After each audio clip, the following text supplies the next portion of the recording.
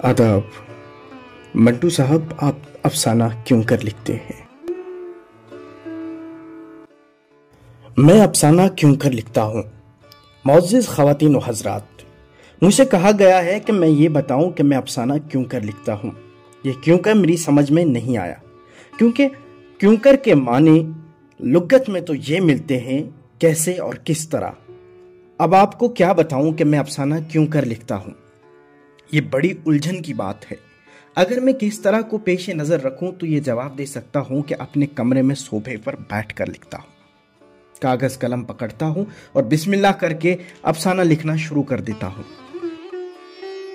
मेरी 3 बच्चियां शोर मचा रही होती हैं, मैं उनसे बातें भी करता हूं, उनकी बाहम लड़ाइयों का फैसला भी करता हूं, अपने लिए सलाद भी तैयार करता हूं, कोई मिलने वाला आ जाए तो उसकी खातिरदारी भी करता हूं, मगर अफसाना लिख जाता हूं।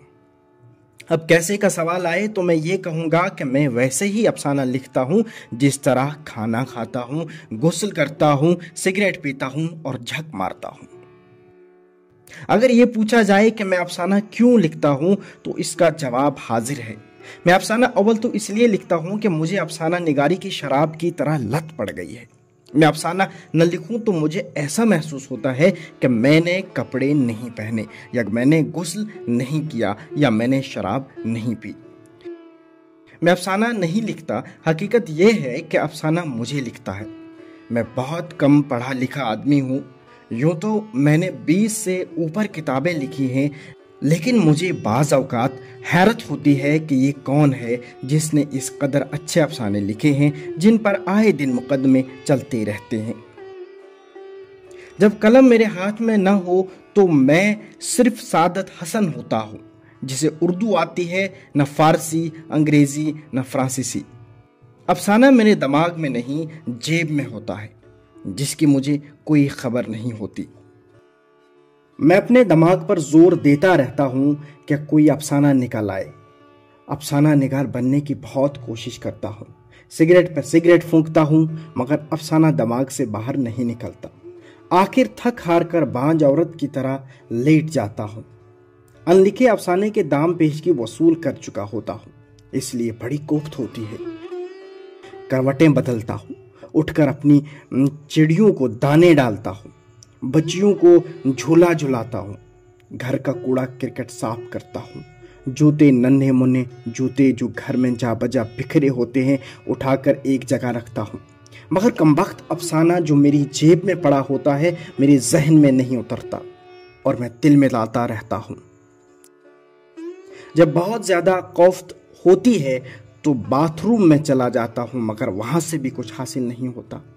सुना है कि हर बड़ा आदमी गुस्ल खाने में सोचता है, लेकिन मुझे तजर्बे से ये मालूम हुआ है कि मैं बड़ा आदमी नहीं, इसलिए कि मैं गुस्ल खाने तक मैं नहीं सोच सकता।